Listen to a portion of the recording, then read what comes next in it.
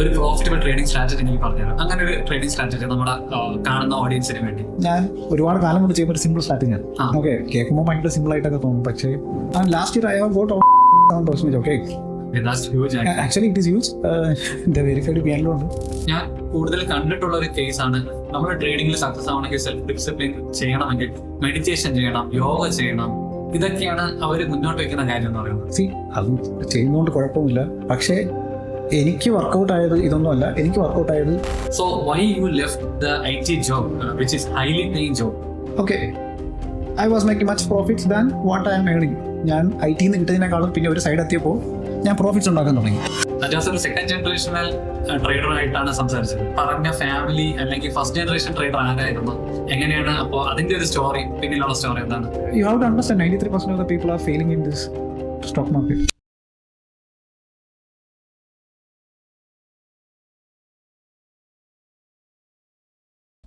പൈസ, മണി, ഈ ടോപ്പിക് ഒന്നും അധികം ആരും നോക്കാത്ത അല്ലെങ്കിൽ സംസാരിക്കാത്ത ഒരു ടോപ്പിക്കാണ്. അവിടെയാണ് ഈ ഒരു പോഡ്കാസ്റ്റിന്റെ ഒരു ചിന്ത എന്നിൽ ഉയർന്നത്. ഒരു റിയൽ എക്സ്പീരിയൻസ്, നമ്മളെ മണി എങ്ങനെ സ്മാർട്ടായിട്ട് മാനേജ് ചെയ്യാം. മാനേജ് ചെയ്യാന്ന് പറയുമ്പം മണി എങ്ങനെ നമുക്ക് ജനറേറ്റ് ചെയ്യാം, ഗ്രോ ചെയ്യാം, അതുപോലെ പ്രൊട്ടക്ട് ചെയ്യാം. അത് നമ്മൾ റിയൽ എക്സ്പീരിയൻസിലൂടെ ഉള്ള ഒരു ചർച്ചയാണ് ഈ പോഡ്കാസ്റ്റിലൂടെ നമ്മൾ ഉദ്ദേശിക്കുന്നത്. സോ ഈ പോഡ്കാസ്റ്റിനെ പറ്റി ചിന്തിച്ചു തുടങ്ങിയപ്പോഴേ എൻ്റെ മനസ്സിൽ ആദ്യം വന്ന ഒരു മുഖം അജാസ് തന്നെയാണ്. അജാസിനെ പറ്റി പറയുമ്പോൾ അത് എൻ്റെ പാർട്ണറാണ്, കോ ഫൗണ്ടർ ഓഫ് കപ്പല വെൽത്ത് ആണ്. സോ അജാസ് ആൽഗോ ട്രേഡറും കൂടെയാണ്. ദെൻ ഓഡിയൻസിനോട് അജാസിനെ പറ്റി പറയുമ്പോൾ എന്താണ് ഇൻട്രോഡ്യൂസ് ചെയ്യുന്നത്? ഓക്കെ, ഞാൻ ഒരു ട്രേഡറിനേക്കാളും മുന്നേ ട്രേഡറിന് ആയിരുന്ന സമയം തൊട്ട് തന്നെ ഞാൻ ആക്ച്വലി ഒരു IT പ്രൊഫഷണൽ ആയിരുന്നു.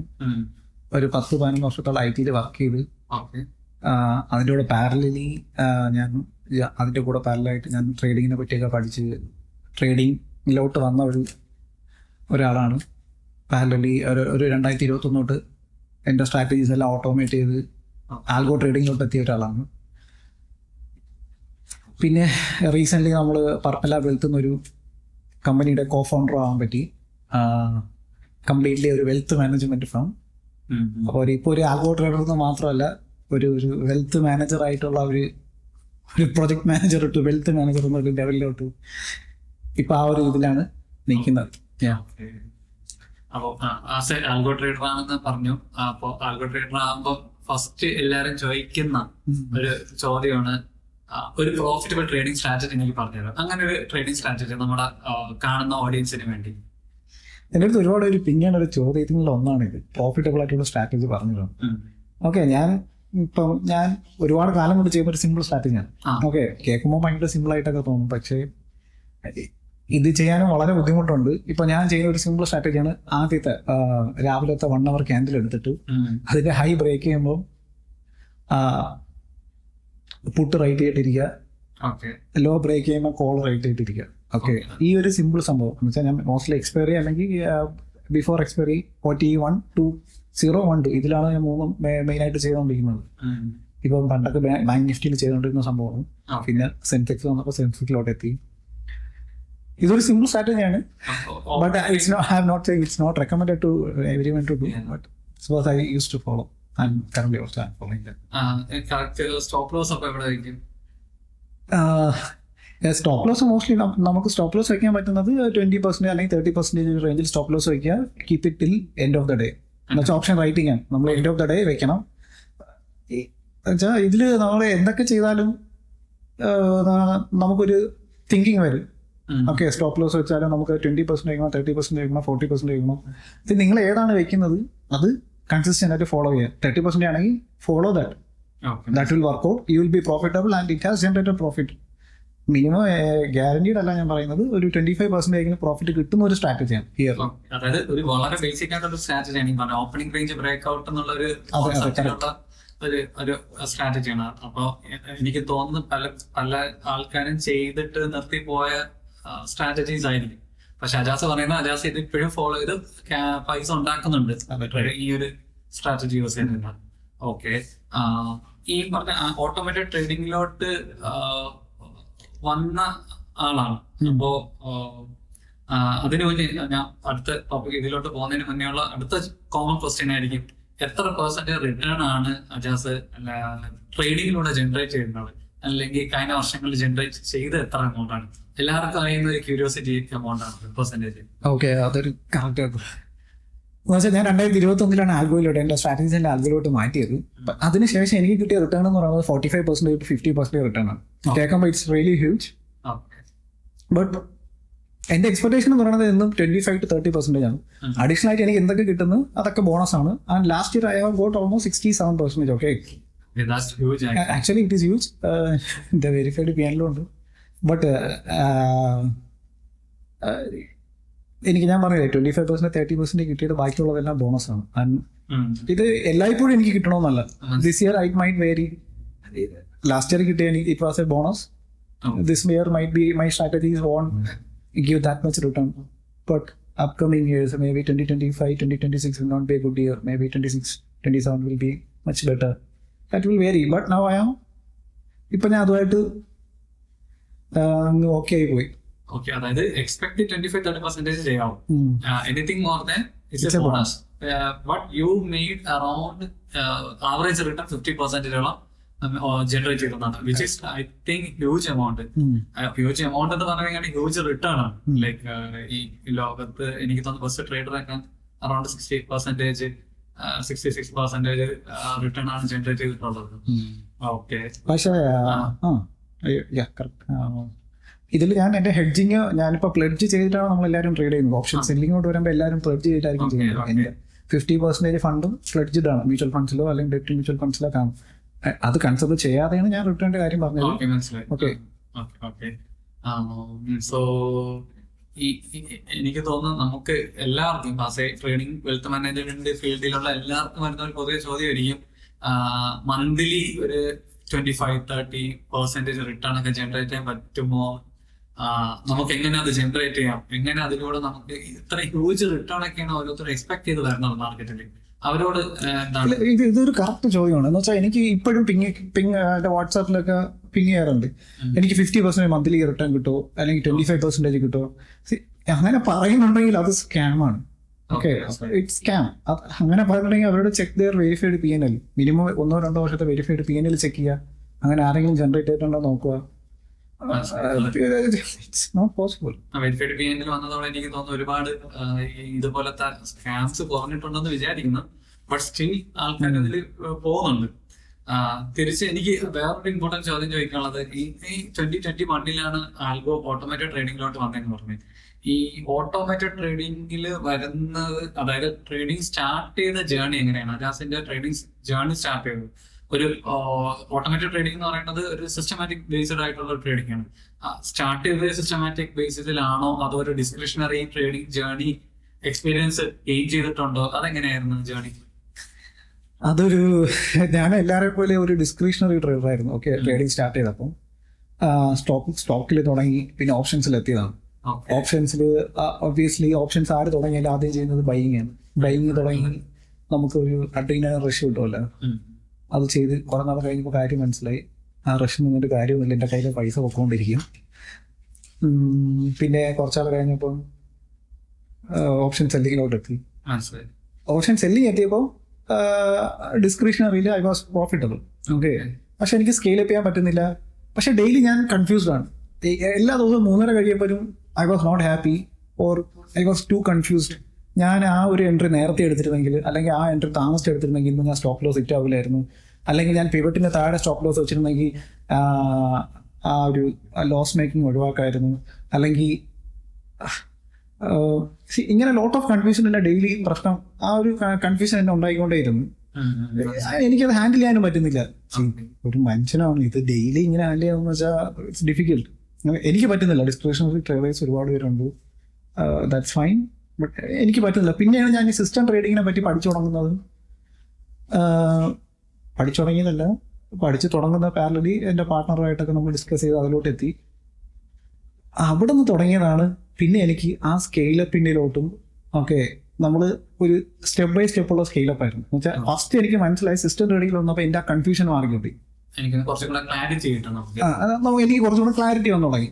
ഓക്കെ, ക്ലാരിറ്റി കിട്ടി. പിന്നെ എനിക്ക് ഒരു ദിവസം സ്റ്റോപ്പ് ലോസ് ഇട്ടാലും that is fine, I followed my system. ആ ഒരു കൺഫ്യൂഷൻ എനിക്ക് ഒഴിവാക്കി കിട്ടി. 3.5 ശേഷം ഒരു സമാധാനം കിട്ടി. സ്റ്റോപ്പ് ലോസ് ആയി, 3 ദിവസം കണ്ടിന്യൂസ് സ്റ്റോപ്പ് ലോസ് ആയി, I am fine, I followed my system. ആ ഒരു ലോജിക്കിലോട്ട് എത്തിയ ശേഷം എനിക്കൊരു സമാധാനം കിട്ടി, ഒരു പീസ്ഫുള്ളായി. പിന്നെ ഒറ്റ ഇതേ ഉള്ളൂ, കണ്ടിന്യൂസ് ആയിട്ട് കൺസിസ്റ്റന്റ് ആയിട്ട് ഫോളോ ചെയ്യാം. ആ ഒരു ഇതേ ഉള്ളൂ. എനിക്ക് തോന്നുന്ന സിസ്റ്റമാറ്റിക് ട്രേഡിംഗിന്റെ ഏറ്റവും ഇമ്പോർട്ടന്റ് ആസ്പെക്ട് എന്ന് പറയുന്നത് നമ്മുടെ മുന്നിൽ ഡേറ്റ ഉണ്ട്. ഡേറ്റ ബേസിസിലാണ് നമ്മൾ ട്രേഡ് എടുക്കുന്നത്. അത് നമ്മുടെ ഇമോഷൻസിനെയും സൈക്കോളജി പാർട്ടിനെ എത്രത്തോളം ഇമ്പാക്ട് ഉണ്ടെന്നുള്ള ഒരു ഫാക്റ്റ് ആണ്. പൊതുവെ എനിക്ക് അടുത്ത ഒരു ചോദ്യം എന്ന് പറയുന്നത്, ഞാൻ കൂടുതൽ കണ്ടിട്ടുള്ള ഒരു കേസാണ്, നമ്മൾ ട്രേഡിംഗിൽ സക്സസ് ആവണമെങ്കിൽ സെൽഫ് ഡിസിപ്ലിൻ ചെയ്യണമെങ്കിൽ മെഡിറ്റേഷൻ ചെയ്യണം, യോഗ ചെയ്യണം, ഇതൊക്കെയാണ് അവർ മുന്നോട്ട് വെക്കുന്ന കാര്യം എന്ന് പറയുന്നത്. പക്ഷേ അതിന്റെ ഇമ്പോർട്ടൻസ് എത്രത്തോളം ഉണ്ട്, അതോ ഡേറ്റയാണ് പേഴ്സണലി അജാസിന് തോന്നിയിട്ടുള്ളത്? ഞാനും കണ്ടിട്ടുണ്ട് കേട്ടോ, ഒരുപാട് ആൾക്കാർ ഇങ്ങനെ ഇത് ചെയ്യണം, അത് ചെയ്യണം. അത് ചെയ്യുന്നതുകൊണ്ട് കുഴപ്പമൊന്നുമില്ല, it's good for health, everything is good. പക്ഷേ എനിക്ക് വർക്കൗട്ട് ആയത് ഇതൊന്നുമല്ല. എനിക്ക് വർക്കൗട്ട് ആയത് എൻ്റെ സൈക്കോളജി. ഞാൻ എപ്പോഴും എനിക്കെന്ന് പറയുന്നത്, ഞാൻ ഒറ്റയ്ക്കല്ലായിരുന്നു ട്രേഡ് ചെയ്യുന്നത്. എൻ്റെ കൂടെ എൻ്റെ പാർട്ട്നേഴ്സ് ഉണ്ട്, എൻ്റെ ബ്രദറുണ്ട്.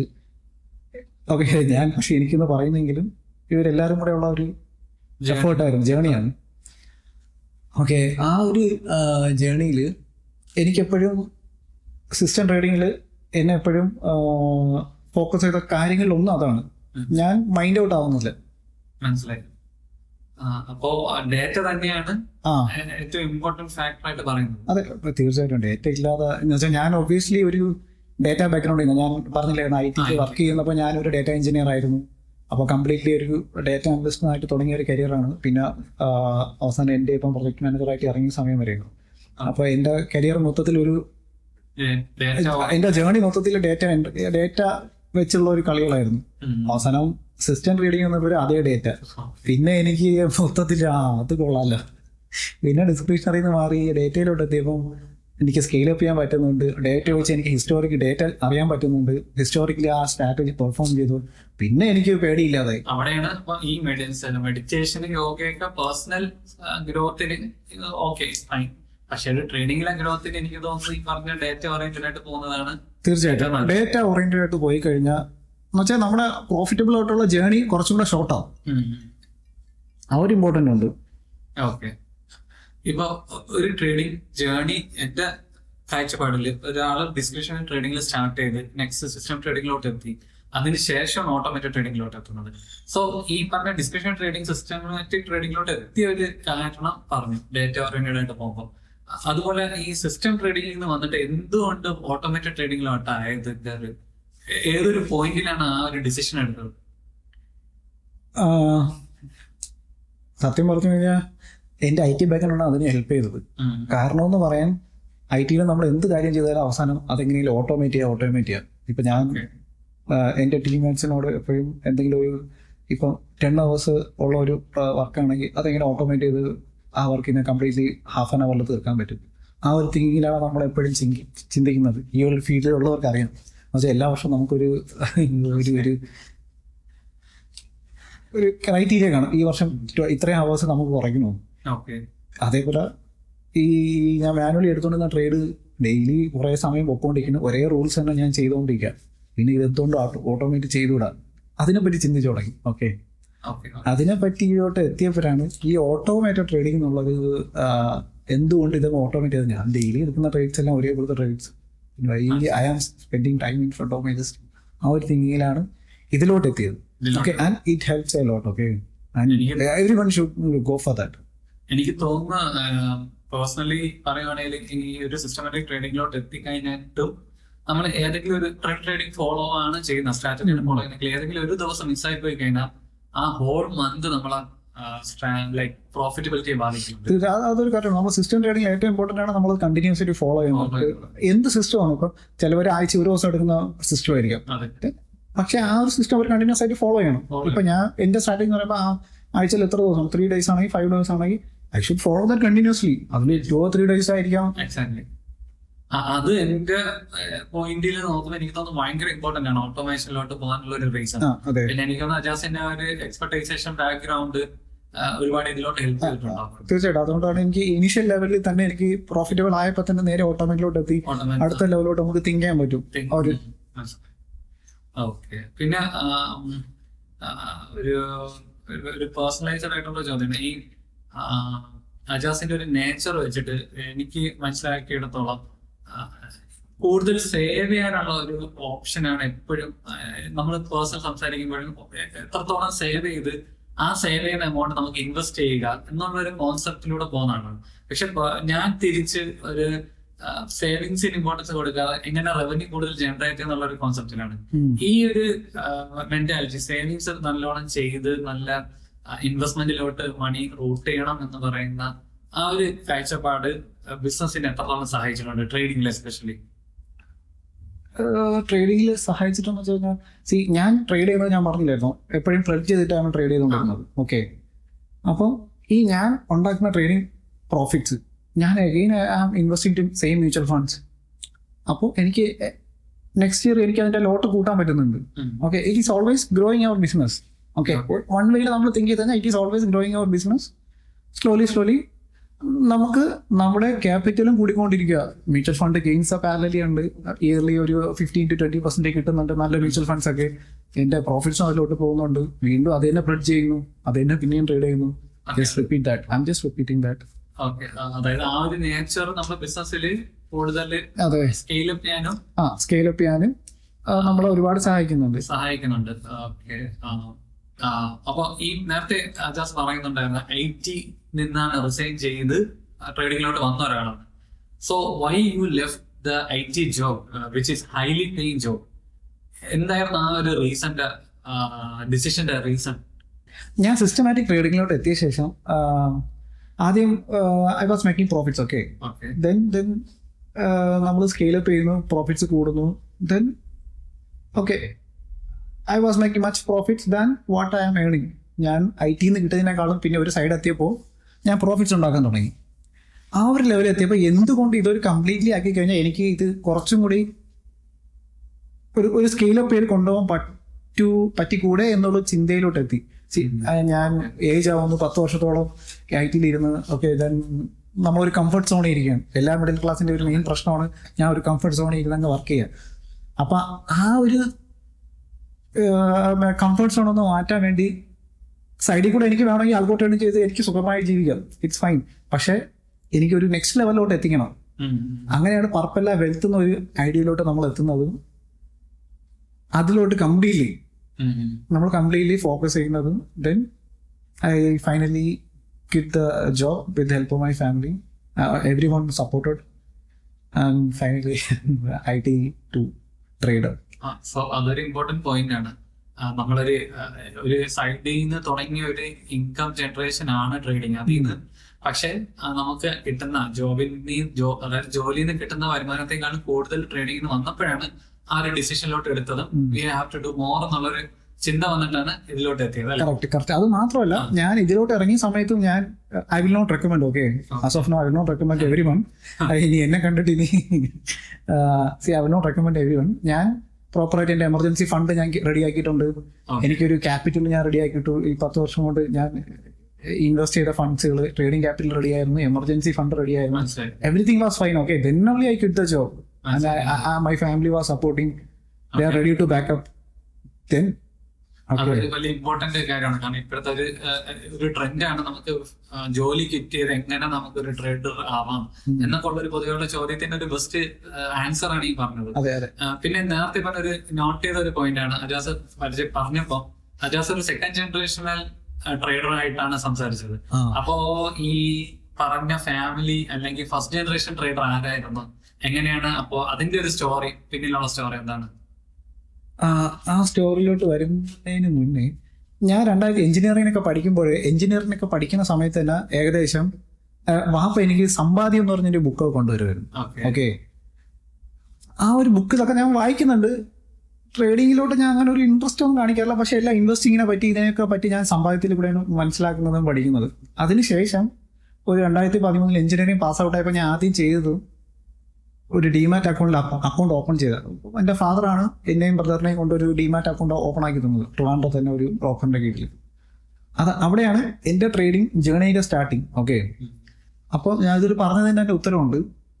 എൻ്റെ ഫാദർ 2008 എന്നെ സമ്പാദ്യത്തിലോട്ട് കൊണ്ടുവന്നതും പിന്നെ 2011 ഒരു ബ്രോക്കർ അക്കൗണ്ട് ഓപ്പൺ ആക്കി തന്നെ അത് ആ ഫാദറാണ്. എൻ്റെ വാപ്പയാണ് ആദ്യമായി ഞാൻ ചെറുതിലെ കണ്ടു വളർന്നാണ് പുള്ളിക്കാർ 2000 തൊട്ടേ എൻ്റെ ഓർമ്മയിൽ ട്രേഡ് എന്നാണ് എൻ്റെ ഓർമ്മ. പുള്ളി മേടിക്കും വിൽക്കും. He was not profitable. Okay, he loss many things. പുള്ളിക്കാരൻ ലോൺ എടുത്തിട്ടൊക്കെ ട്രേഡ് ചെയ്തിട്ടുണ്ടെന്നാണ് എൻ്റെ ഒരു ഓർമ്മ. But he made some profits, he loss more. അവിടെ നിന്ന് തുടങ്ങിയ കരിയറാണ്. പക്ഷെ ഞാൻ അതിൻ്റെ മനസ്സിൽ ഒരു സിനിമ ഡയലോഗൊന്നും എനിക്ക് പറയാൻ പറ്റത്തില്ല. ഞാൻ അത് കണ്ട് എൻ്റെ മനസ്സിൽ ഉണ്ടായിരുന്ന അങ്ങനെയാണ് ഞാൻ ഒരു ട്രേഡർ ആയി എന്നല്ല. പക്ഷെ അതെന്റെ മനസ്സിൽ ഞാൻ ഇതൊക്കെ കണ്ടാണ് വളർന്നത്. ആ ലോസും ഒരു സ്റ്റോക്കിന്റെ കോൾസ് കൊടുക്കണ ഗ്രൂപ്പുകളും അന്നേ സ്റ്റോക്കിൽ മെസ്സേജ് വരും. അന്ന് ഈ മൊബൈലിൽ ഫോൺ വിളിച്ച് ട്രേഡ് ചെയ്യുന്ന ഒരു കാലമാണ്. എന്റെ വാപ്പ ഫോൺ വിളിച്ച് 2005 ആ ഒരു സമയത്തൊക്കെ ഫോൺ വിളിച്ച് ട്രേഡ് ചെയ്യുന്ന കാലം. ഒരു 7-8 ക്രാഷ് ഒക്കെ വരുന്നത്. ആ ഒരു സമയത്ത് ഒരു 2005 market all time high break ചെയ്ത് അന്ന് ഒരുപാട് പേര് ലോൺ എടുത്തൊക്കെ കൊണ്ട് ഇൻവെസ്റ്റ് ചെയ്യുന്ന ഒരാളായിരുന്നു. പിന്നെ 2007 സമയത്തൊക്കെ മാർക്കറ്റ് കംപ്ലീറ്റ്ലി ക്രാഷ് ആയ. അതെ, ആ ഒരു സമയത്ത് ക്രാഷ് ആയ സമയത്ത് ദ ലോസ് വാസ് ഹ്യൂജ്. അന്ന് എത്ര പേരാണ് അന്നത്തെ കാലത്ത് സൂയിസൈഡ് ചെയ്യുന്നൊക്കെ എനിക്ക് ഡേറ്റ കാണുമായിരിക്കും. ഒരുപാട് പേരുടെ ജോലി പോയി. എസ്പെഷ്യലി ഈ സ്റ്റോക്ക് മാർക്കറ്റിൽ അന്ന് 2005 ഒരു ബൂം ഉണ്ടായിരുന്നു. ഓക്കെ, ആ ഒരു ക്രാഷ് വന്നതോടെ ബൂം ഒന്ന് താഴ്ന്നത്. പിന്നെ കുറച്ചാൾ കഴിഞ്ഞ് 2011 എല്ലാം ഒന്ന് റിക്കവർ ആയി വരാൻ. ഓക്കെ, ഹി വാസ് പുള്ളിക്കാരനാണ് എന്നെ ട്രേഡിങ്ങിലോട്ട് കൊണ്ടുവന്നത്. ഓക്കെ, ആ ഒരു സ്റ്റോറിയാണ് എനിക്ക് പറയാനുള്ളത്. പുള്ളിക്കാരൻ പക്ഷേ എൻ്റെ അടുത്ത് ഒരു ട്രേഡർ ആവാനോ ഇതിലോട്ട് പോകാനോ ഒരിക്കലും പറഞ്ഞിട്ടില്ല. പക്ഷെ പുള്ളിക്കാരൻ എൻ്റെ അടുത്ത് ഇതുവരെ അതിനെപ്പറ്റി വേറെ ഒന്നും പോകരുതും പറഞ്ഞിട്ടില്ല, പോകണമെന്നും പറഞ്ഞിട്ടില്ല. പക്ഷെ എന്തുകൊണ്ടാണെന്ന് അറിയത്തില്ല, ആ ഒരു സമയത്ത് എനിക്കൊരു ബുക്കുകളും കൊണ്ടുവരും. പാസ് ഔട്ട് ആയ ഉടനെ ഫസ്റ്റ് സാലറി കിട്ടിയപ്പോൾ തന്നെ ഒരു ഡിമാറ്റ് അക്കൗണ്ട് ഓപ്പൺ ആക്കിയിട്ട് ഇതിൽ സ്റ്റോക്കൊക്കെ മേടിച്ചിരുന്നു. എനിക്കിപ്പോഴും ഓർമ്മയുണ്ട്, ഞാൻ ആദ്യം മേടിക്കുന്ന എയർടെല്ലായിരുന്നു. എയർടെൽ സ്റ്റോക്ക് മേടിച്ചിട്ട് ന്യൂസൊക്കെ വായിച്ചിട്ടായിരുന്നു ട്രേഡ് ചെയ്തിരുന്നത്. എയർടെലിനാണെന്തോ ഒരു ന്യൂസ് വന്നപ്പോൾ ഞാൻ ഇങ്ങനെ മേടിച്ചു കഴിഞ്ഞാൽ കൂടുമെന്നൊക്കെ പറഞ്ഞ് മേടിച്ച് ഞാനും എൻ്റെ ബ്രദറും ഉണ്ടായിരുന്നു. രണ്ടുപേരും കൂടെ പോയി സ്റ്റോക്കൊക്കെ മേടിക്കണം. എനിക്ക് ഇപ്പോഴും മനസ്സിൽ ഓർമ്മ ഉണ്ട്. ആദ്യമൊക്കെ നമ്മൾ ബീനേഴ്സ് ലക്ക് എന്ന് കേട്ടിട്ടില്ലേ, അതേപോലെ 2000 രൂപയൊക്കെ പ്രോഫിറ്റ് കിട്ടി അന്ന് അന്തം വിട്ടൊക്കെ ഇരുന്ന് ശമ്പളം മേടിക്കുന്നത്. പക്ഷേ ഇത് സിമ്പിളായിട്ട് കിട്ടുന്നല്ലോ. പക്ഷെ പിന്നീട് ആവശ്യത്തിന് ലോസൊക്കെ കിട്ടി പോയി. അപ്പൊ ഫാദറാണ് ഈ ഒരു ജനറേഷണൽ എനിക്ക് തോന്നുന്നു ട്രേഡിങ് ഫസ്റ്റ് ജനറേഷൻ ട്രേഡ് എന്ന് പറയുമ്പോൾ ഫാദറാണ് ഫസ്റ്റ് ജനറേഷൻ. അത് ഞാൻ എപ്പോഴും ആലോചിക്കും. ഇപ്പം ഈ ഒരു കാലത്ത് പോലും നമ്മളെ പേരൻസ് സ്റ്റോക്ക് മാർക്കറ്റിൽ നിന്ന് കേൾക്കുമ്പോൾ പോണ്ട, അതെന്തോ ഡേഞ്ചർ ആണെന്ന് പറയുന്ന സമയത്ത് പോലും എൻ്റെ വാപ്പ 2005 ട്രേഡ് ചെയ്യുന്ന ഒരാളാണ്ടായിരിക്കാം എൻ്റെ അടുത്ത് എന്നെ എഞ്ചിനീയറിംഗ് പാസ് ഔട്ടായപ്പോൾ ആദ്യം പറഞ്ഞത് സ്റ്റോക്കൊക്കെ മേടിച്ചെന്ന് തോന്നുന്നു. പൈസ ഇടുന്നതിൽ സ്റ്റോക്കിൽ ഇൻവെസ്റ്റ് ചെയ്യണം, ഇതായിരുന്നു ആദ്യത്തെ. അതൊരു സർപ്രൈസ് ആണ്. ഈ പറഞ്ഞ കണക്കാണ് നമ്മൾ എത്രത്തോളം ഇന്നത്തെ കാലത്ത് പോലും സ്റ്റോക്ക് മാർക്കറ്റിലെ ആൾക്കാർക്ക് പേടി അല്ലെങ്കിൽ മക്കളെ പഠിപ്പിക്കാൻ അല്ലെങ്കിൽ സ്റ്റോക്ക് മാർക്കറ്റ് പഠിക്കാൻ തയ്യാറാവുന്നില്ല. പക്ഷെ ആ ഒരു പോയിന്റിൽ ഒരു 20 years ബാക്ക് അല്ലെങ്കിൽ 15 years ബാക്ക് ഈ ഒരു ഫീൽഡിൽ ആക്റ്റീവായിട്ട് ഉണ്ടായിരുന്നു എന്നുള്ളത് എനിക്ക് ഒരു സർപ്രൈസ് ആണ് ആക്ച്വലി. അതുപോലെ തന്നെ 2008 എത്രത്തോളം അഫക്ട് ചെയ്തിട്ടുണ്ടെന്നുള്ളതും നമുക്ക് മനസ്സിലാക്കാൻ പറ്റും. അതെ, അത് ഈ ഒരു ജനറേഷനിൽ എല്ലാ ട്രേഡേഴ്സും നോക്കേണ്ട ഒരു കാര്യമാണ്. 2005 2000 ഇടയ്ക്ക് 2005-2008 എന്തൊക്കെ സംഭവിച്ചു, ഇന്ത്യയിൽ എന്തൊക്കെ ട്രേഡിങ്ങിന്റെ കാരണം ഉണ്ടായ സംഭവ വികാസങ്ങളും അതൊക്കെ എല്ലാവരും അറിഞ്ഞിരിക്കേണ്ട ഒരു കാര്യങ്ങളൊന്നാണ്. വളരെ ഇമ്പോർട്ടൻ്റ് ആണ്. അത് ഈ എനിക്ക് തോന്നുന്നു 2020 ശേഷം വന്ന ആൾക്കാർക്ക് ആ ഒരു സ്റ്റോറി അറിയത്തില്ലായിരിക്കും. പക്ഷെ എനിക്ക് തോന്നുന്നു എനിക്ക് പേഴ്സണൽ ടോക്കിൽ നമ്മൾ പലപ്പോഴും സംസാരിച്ചിട്ടുള്ള ഒരു കാര്യമാണ് 2008 പേഴ്സണലി ഒരുപാട് ഫാമിലി ഇഷ്യൂസ് ഉണ്ടായ ഒരു ടൈം കൂടെയാണ്. ഈ ലോൺ എടുത്ത് സ്റ്റോക്ക് മാർക്കറ്റിൽ ഇൻവെസ്റ്റ് ചെയ്ത് ട്രേഡ് ചെയ്ത് ആ പൈസ പോവുകയും പിന്നെ അത് എനിക്ക് തോന്നുന്നു പേഴ്സണൽ ലൈഫിനെ അത് ബാധിച്ചു എന്നൊക്കെ ഉള്ളത് എനിക്ക് പറഞ്ഞിട്ടുള്ള കാര്യങ്ങളാണ്. ഇത് ഞാൻ ലൈവായിട്ട് കണ്ടിട്ടുള്ള അതുകൊണ്ട് എനിക്കറിയാം. That was very critical time for me as well and for every one. ഈ ട്രേഡേഴ്സ് എന്ന് പറഞ്ഞൊരു ആ ഒരു സമയത്തുള്ള ട്രേഡേഴ്സിന്റെ കാര്യം ഭയങ്കര ഇതായിരുന്നു. ഒരുപാട് പേര് ആ ഒരു ബുൾ മാർക്കറ്റ് വരുമ്പോൾ 2 to 3 times ഒക്കെയാണ് ബുൾ മാർക്കറ്റ് കയറിപ്പോയത്. അത് ഒരു 3 times ഒന്നല്ല, എനിക്കത് ഇപ്പം ഡേറ്റ ഓർമ്മയില്ല. ആ ഒരു ലെവലാണ് മാർക്കറ്റ്. അപ്പോൾ every one thought we can make easy money. Okay, no, there is no easy money in market, then everyone will become rich. ആ ഒരു സ്റ്റോറി ആയിരുന്നു. അങ്ങനെ പുള്ളിക്കാരൻ തന്നെ, പക്ഷെ പുള്ളിക്കാരൻ്റെ 2 മക്കളെയും ഇതിലോട്ട് കൊണ്ടുവന്ന്. ഓക്കെ, അജാസ് ഇത്ര നേരം പറഞ്ഞ ജനറൽ ആയിട്ടുള്ള ഒരു ജേണിയാണ് അജാസിന്റെ ജേണി പറഞ്ഞത്. പക്ഷെ അവിടെ സ്പെസിഫിക് ആയിട്ട് ചോദിക്കുകയാണെങ്കിൽ ഈ ഒരു ലോങ് ജേണി 2013 ആദ്യമായിട്ട് ഡിമാറ്റ് അക്കൗണ്ട് സ്റ്റാർട്ട് ചെയ്തെന്ന് പറഞ്ഞു.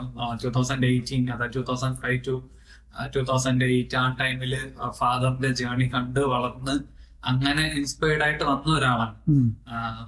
ബട്ട് എവിടെയാണ് ഒരു ടേണിംഗ് പോയിന്റ് എന്ന് പറയുന്നത്? അതായത് ഇതാണ് എന്റെ പ്രൊഫഷൻ, ഇതാണ് എന്റെ ഒരു ഫ്യൂച്ചർ എന്നല്ല, ഏതെങ്കിലും ഒരു പോയിന്റിൽ അങ്ങനെ എന്തെങ്കിലും തോന്നിയിട്ടുണ്ടോ?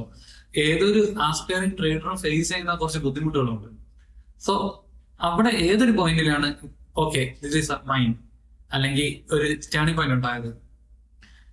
ട്രേഡിങ്ങിലെ ടേണിംഗ് പോയിന്റ് എന്ന് പറയുന്നത് എന്നും ഒരു പ്രോഫിറ്റ് വരുമ്പോഴാണ് അതൊരു ടേണിംഗ് പോയിന്റ് എന്ന് പറയാൻ പറ്റുന്നത്. ട്രേഡിങ് പഠിക്കുന്നതാവാം അതല്ല, പക്ഷെ ഇന്ന് ആ പ്രോഫിറ്റ് എനിക്ക് ജനറേറ്റ് ചെയ്യാൻ പറ്റും, അതാണ് എൻ്റെ ടേണിംഗ് പോയിന്റ്. എനിക്ക് പ്രോഫിറ്റ് ഞാൻ 2013 സ്റ്റാർട്ട് ചെയ്യുന്നതാണ്. 2018 വരെ I was not profitable. Random trades, news trades, call group, message വരും, അതൊക്കെ ട്രേഡ് ചെയ്യും. എല്ലാവരും പോലെ തന്നെ ഞാൻ അങ്ങനെയൊക്കെ ട്രേഡ് ചെയ്തെത്തിയ ആളാണ്. 2018 തൊട്ട് I understood it is not, I thought it is not a cup, it's not my cup of tea. Then എനിക്ക് ബ്രദറുണ്ട്, അപ്പം ഞാൻ പുള്ളിക്കാരനെ കൂടെ ഇതിലോട്ട് ഇട്ട്, നിന്നെ ഒറ്റയ്ക്ക് തേണ്ടെന്ന് വെച്ചിട്ട് പുള്ളിയും കൂടെ വലിച്ചിട്ട് then we both work together. Okay, നമ്മൾ ഒരുമിച്ച് എന്ന് വെച്ചാൽ നമ്മൾ അടുത്തടുത്തില്ലായിരുന്നു, ഞാൻ വേറെ ലൊക്കേഷനിലായിരുന്നു, ചെന്നൈയിലും കോയമ്പത്തൂരിലൊക്കെ ആയിരുന്നു. But we on late night calls and all we use to get together. And പുള്ളിക്ക് ഞാൻ പറഞ്ഞിട്ട് ഈ ഒരു സംഭവം ഉണ്ട്, ഇതൊക്കെ പുള്ളി already he knows, but still I insisted and I told him these things.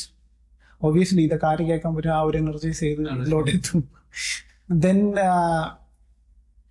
What to say, then he went and studied so many strategies, so many classes he has attended. ഒരുപാട് ക്ലാസ്സസ് നോർത്ത് ഇന്ത്യയിൽ, ഒത്തിരി classes, ഗുജറാത്തിൽ ഗുജറാത്തീസ്, മഹാരാഷ്ട്രീയൻസ്, അങ്ങനെ എത്ര പൈസ അതിന് പോയിട്ടുണ്ടോയെന്ന് എനിക്കറിയത്തില്ല. പുള്ളി ഒരു lot of classes he has attended.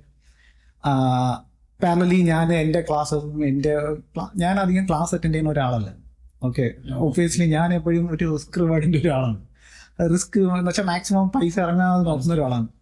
Okay, അപ്പം ഞാൻ ആ ഒരു ടൈപ്പും പുള്ളിക്കാരൻ പൈസ പോയാലും കുഴപ്പമില്ല, പഠിക്കാനും പുള്ളി എല്ലാ ക്ലാസ്സിനും അറ്റൻഡ് ചെയ്തു. ആ ഒരു ഇതായിരുന്നു. എവിടെയൊക്കെ ക്ലാസ് ഉണ്ട് അതും പഠിച്ചു. സ്ട്രാറ്റജീസ് എല്ലാം രാത്രി ആകുമ്പോൾ ഒന്ന് പറഞ്ഞു തരും, ഇങ്ങനെ സംഭവം കിട്ടി, ഇതൊരു സംഭവം കിട്ടി. പിന്നെ നമ്മൾ ഒരുമിച്ചിരുന്ന് വർക്കൗട്ട് ചെയ്യാൻ തുടങ്ങി. Then at a time something, ഞാൻ എപ്പോഴും എൻ്റെ പ്രശ്നങ്ങൾ എനിക്ക് മനസ്സിലായത് I was not concentrate on psychology part. Okay, ഞാൻ എപ്പോഴും റിസ്ക് റിവാർഡ് മാത്രമാണ് കോൺസെൻട്രേറ്റ് ചെയ്തുകൊണ്ടിരിക്കുന്നത്. റിസ്ക് റിവാർഡ് അത് മാനേജ് ചെയ്താൽ റെഡിയാവും. സ്ട്രാറ്റജി ഉണ്ട്, റിസ്ക് റിവാർഡ് മാനേജ് ചെയ്താൽ റെഡിയാവും എന്ന് പറഞ്ഞുകൊണ്ടിരിക്കും. പക്ഷേ പ്രശ്നം പറ്റിയത് psychology.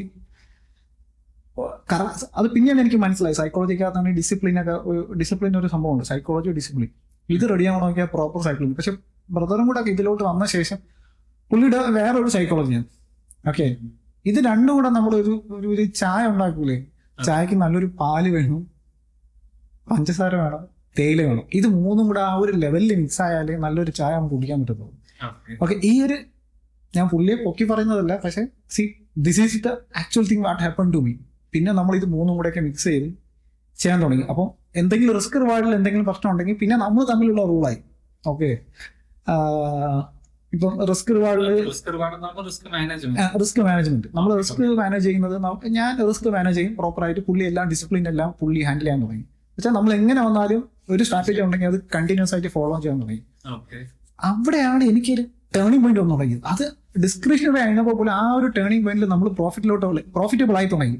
So I understood if you are able to follow that, നമ്മൾ പ്രോഫിറ്റിലോട്ട് എത്തും, ആ ഒരു ഇതിലോട്ട് എത്തി. എന്ന് വെച്ചാൽ that's where I understood we can make it profit. കുറെ 4-5 വർഷം കഴിയുമ്പോൾ then we will be able to, ഇപ്പൊ നമ്മൾ 10 വട്ടം 100 വട്ടം ചായ ഇട്ട് കഴിയുമ്പോൾ സിമ്പിൾ അല്ലേ, അതേപോലെ ആ ഒരു മിക്സിംഗ് ഒക്കെ പിന്നെ നമുക്ക് സിമ്പിൾ ആയിട്ട് പിന്നെ ആ ഒരു ട്രേഡിലോട്ടാണ് പോകും.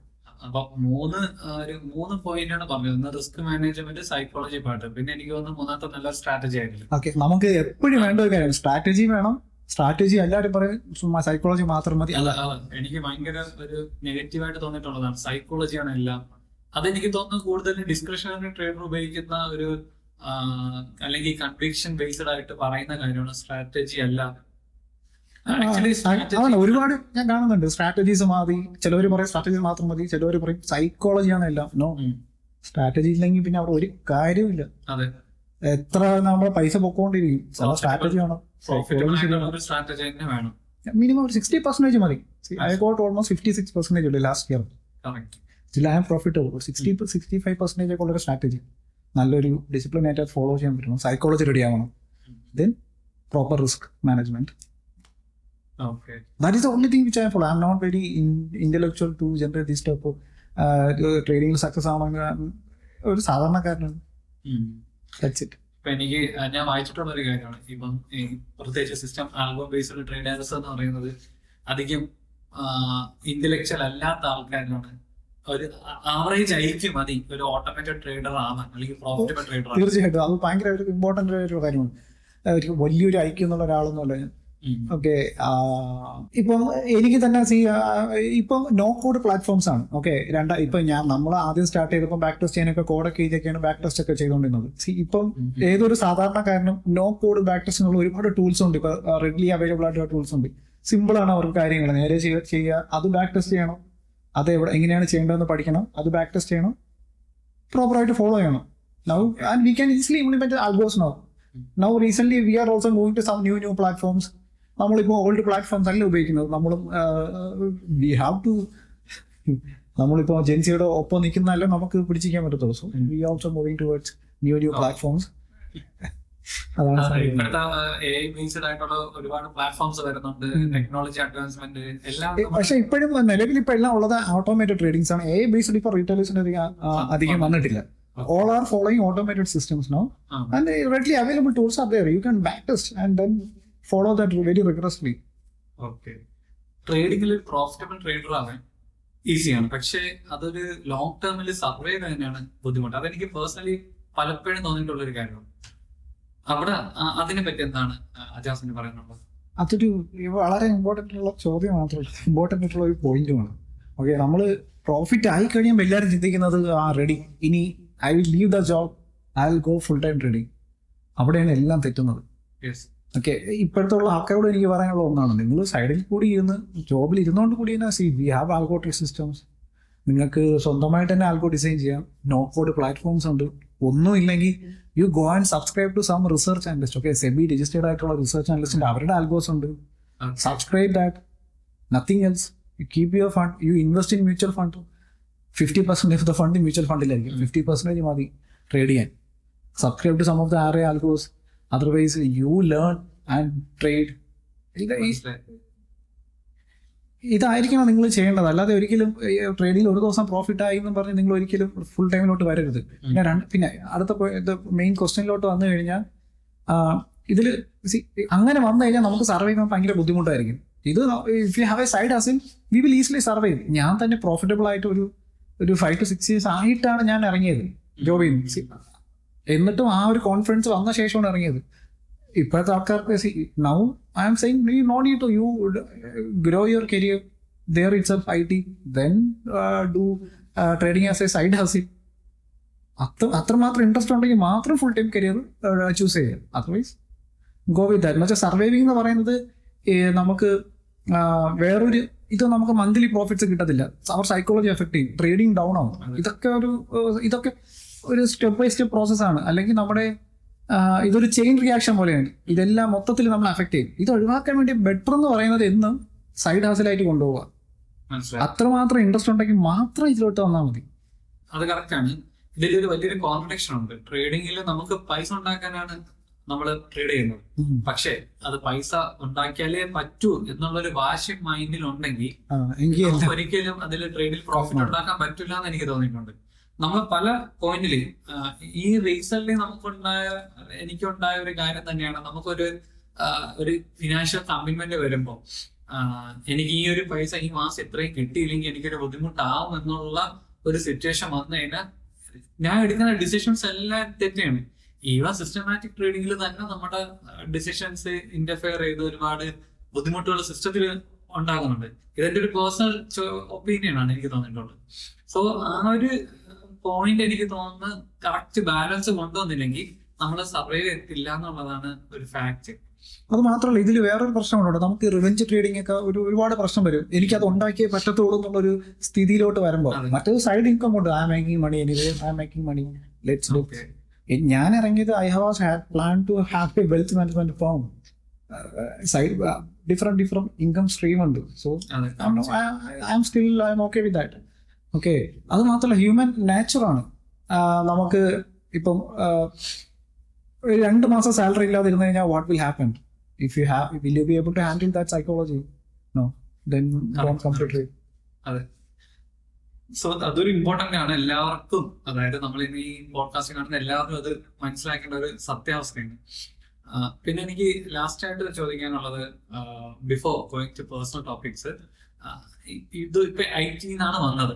സോ ഈ IT എംപ്ലോയ്മെന്റ് അല്ലെങ്കിൽ IT കരിയർ സ്റ്റാർട്ട് ചെയ്ത ആൾക്കാർക്കും IT ഒരു കുറച്ച് നാളായിട്ട് വർക്ക് ചെയ്യുന്ന ആൾക്കാരോട് പറയാനുള്ളത് എന്തെങ്കിലും സ്പെസിഫിക് ആയിട്ട് പറയാനുണ്ടോ? അവരോട് എനിക്ക് ഒരു കാര്യം പറയാനുള്ളത് എന്ന് പറയുന്നത്, you do your job, grow your career, keep trading as a side hustle. Okay, whatever ഞാൻ പറഞ്ഞു തന്നെയാണ് പറയുന്നത്. ഞാൻ ട്രേഡിംഗ് എന്നുള്ള സ്പെസിഫിക് ആവാതെ ജനറൽ ആയിട്ട് എന്തായിരിക്കും?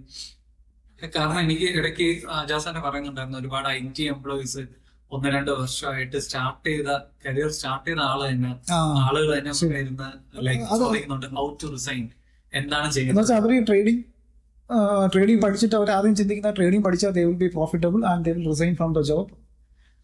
അതൊന്നും അല്ല. നമ്മൾ ഈ പുറത്ത് കാണുന്നതല്ല ലോകം ട്രേഡിംഗ് എന്ന് പറയുന്നത്. There are lot of things inside.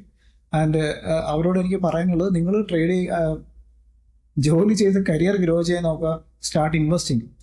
എന്ന് വെച്ചാൽ ഈ ട്രേഡിംഗ് എന്ന് പറയുന്നത് it's not every one's cup of tea. നിങ്ങൾക്ക് എല്ലാവർക്കും ചെയ്യേണ്ട ഒരു കാര്യമാണ് ഇൻവെസ്റ്റിംഗ്. ട്രേഡിംഗ് എന്ന് പറയുന്നത് ഒബ്വിയസ്ലി നിങ്ങൾ ഇൻവെസ്റ്റ് ചെയ്യുക. ഇൻവെസ്റ്റ് ചെയ്ത ശേഷം പറ്റുമെങ്കിൽ നിങ്ങൾ ട്രേഡ് ചെയ്ത് നോക്കുക. If you are not able to do that, leave that. There are lot of other jobs. Trading മാത്രമല്ല, അതും മാറ്റി നിർത്തുക. ഇത് മാത്രമല്ല ലോകം. ഇത് പറ്റിയില്ലെങ്കിൽ okay, you go to some other job, you do other business.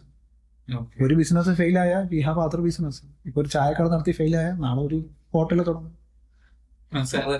That's it. ആ ഒരു മെന്റാലിറ്റിയിലോട്ട് വേണം വരാൻ. ഇത് ആൾക്കാർ വന്ന ശേഷം പിന്നെ റിവെഞ്ച് ചെയ്ത് അവരുടെ വസ്തുക്കൾ വിൽക്കും. ഇത് ഒരുപാട് കാര്യങ്ങൾ, ലോൺ എടുക്കാം. ഒരു ഇല്യൂഷൻ ക്രിയേറ്റ് ചെയ്യുന്ന ഒരു പ്രൊഫഷനാണ് ട്രേഡിംഗ് എന്ന് പറയുമ്പോൾ. എനിക്ക് തോന്നുന്നത് ഈസി മണി ജനറേറ്റ് ചെയ്യാൻ പറ്റുന്ന ഒരു പ്രൊഫഷനായിട്ട് കാണുന്നുണ്ട് ഒരുപാട്. അതിന്റെ ഒരു പരിധി വരെ സോഷ്യൽ മീഡിയ കാരണമാണ്. എന്ന് വെച്ചാൽ ഇതിനു മുന്നേ ഇത്രയും പേരില്ലായിരുന്നു. അവര് ഫേക്ക് ആയിട്ടുള്ള പ്രോമിസ് അല്ലെങ്കിൽ ഫേക്ക് ആയിട്ടുള്ള ഒരുപാട് ഇത് കാണുമ്പോൾ എന്ന് വെച്ചാൽ ഇതിലോട്ടുള്ള സ്റ്റെപ്സ് ഒക്കെ സിമ്പിൾ ആണ്. എന്ന് വെച്ചാൽ ഇതിലോട്ട് ട്രേഡിംഗ് പഠിക്കാനുള്ള സംഭവങ്ങൾ ഇതൊക്കെ ഒരു എഞ്ചിനീയറിംഗ് പഠിക്കാനെക്കാട്ടിലും സിമ്പിൾ ആണ്. ഡിമാറ്റ് അക്കൗണ്ട് ഉണ്ടെങ്കിൽ അവർക്കൊരു ട്രേഡർ ആവാം. അതെ. ഏതൊരു ബിസിനസ് തുടങ്ങണമെങ്കിൽ നല്ലൊരു ക്യാഷ് ഉണ്ട്. ഇതിന് ചെറിയൊരു ക്യാഷ് മതി ട്രേഡർ ആവാം. പക്ഷെ അതിന്റെ അകത്ത് അതിന്റെ സ്റ്റെപ്പൊക്കെ കയറിപ്പോ നല്ല എളുപ്പമാണ്. പക്ഷേ അതിന്റെ അകത്തോട്ട് എത്തുമ്പോഴാണ് കാര്യങ്ങളുടെ സംഭവം. You have to understand 93% of the people are failing in this stock market. It's law of jungle. ആര് കൂടുതൽ പെർഫോം ചെയ്യുന്നു അവര് മാത്രം സർവൈവ് ചെയ്യുന്ന ഒരു ലോ ആണ്. അവർ മാത്രമേ സർവൈവ് ചെയ്യത്തുള്ളൂ. എത്രത്തോളം ഇൻഫ്രാസ്ട്രക്ചർ ഉണ്ടോ, എത്രത്തോളം ടാലന്റ് അവരുടെ കൂടെ ഉണ്ടോ, അതിനെ ഡിപ്പെൻഡ് ചെയ്തായിരിക്കും അവരുടെ പ്രോഫിറ്റബിലിറ്റിയും കാര്യങ്ങളെല്ലാം വരുന്നത്. സോ അവിടെ ഒരു സീറോ സം ഗെയിമാണ്. തീർച്ചയായിട്ടും. ഇനി നമുക്ക് ട്രേഡിംഗ് ടോപ്പിക്ക് മാറ്റി നിർത്തിയ ഒരു പേഴ്സണൽ ചോദ്യത്തിലോട്ട് വരാം. അജാസിന്റെ ഒരു സേവിങ്സ്, അതായത് എമർജൻസി ഫണ്ട് ക്രിയേറ്റ് ചെയ്തെന്ന് പറഞ്ഞു.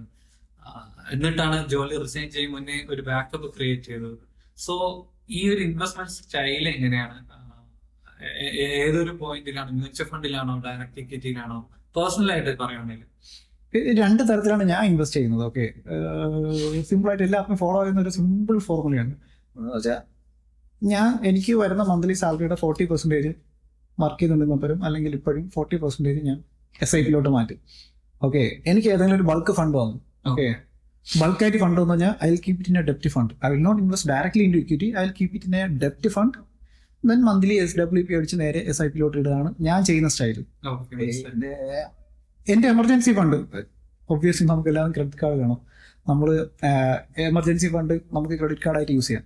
Okay, minimum 6 months of salary നമ്മളൊരു എമർജൻസി ഫണ്ടായിട്ട് നമ്മുടെ സേവിങ്സ് അക്കൗണ്ടിൽ തന്നെ വേണം. ഞാൻ അത്രയും വെച്ചിട്ടില്ല, കുറച്ച് എമൗണ്ടേ വെച്ചിട്ടുള്ളൂ.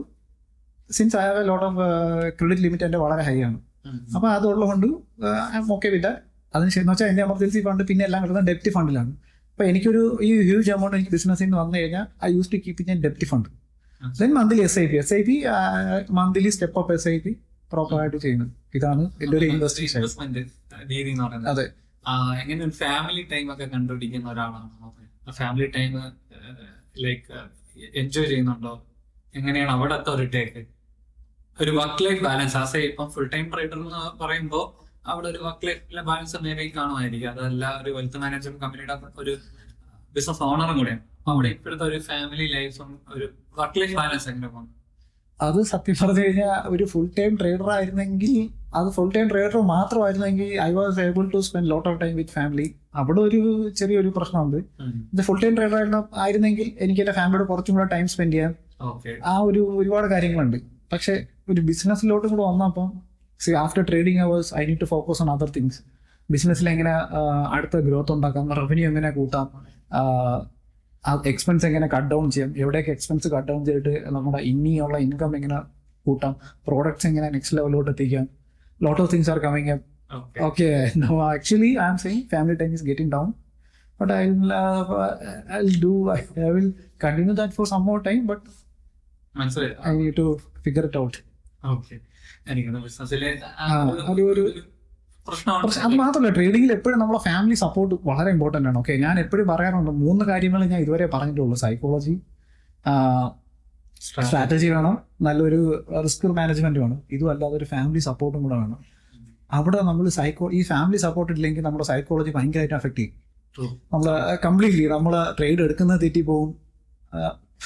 അവർ വന്ന് എന്തെങ്കിലുമൊക്കെ കുറ്റം പറയണമെന്നുണ്ടെങ്കിൽ മാത്രമല്ല, എനിക്കൊന്ന് ഏതൊരു ബിസിനസ്സിലായാലും ബിസിനസ് ഏതായാലും നമുക്ക് സർവൈവ് ചെയ്യണമെങ്കിൽ ഫാമിലി സപ്പോർട്ട് അത്യാവശ്യമാണ്. അത് ഒബ്വിയസ്ലി എനിക്കത് കിട്ടിയോണ്ട് I was good enough to that also helped me. So ഒരു ബ്രദറിന്റെ കാര്യം പറഞ്ഞായിരുന്നു, അതാരാണെന്നും കൂടെ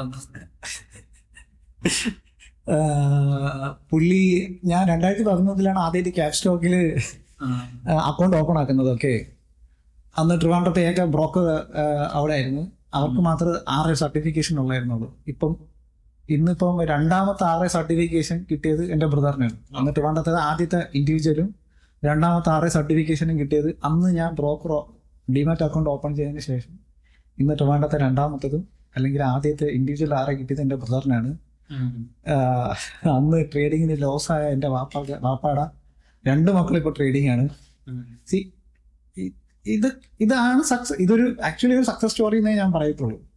ഇതൊക്കെ എനിക്ക് അച്ചീവ് ചെയ്യാം, ഞാൻ അതൊക്കെ അച്ചീവ് ചെയ്യണമെന്ന് പറഞ്ഞ് തുടങ്ങിയതല്ല. But somehow things I joined നമ്മുടെ ആ ചെയിൻ റിയാക്ഷൻ ഓൾമോസ്റ്റ് കംപ്ലീറ്റ് ആയി. Future I need to be strong, but still ആ വാപ്പയുടെ 2 മക്കൾ ഇന്ന് ട്രേഡേഴ്സുമായി.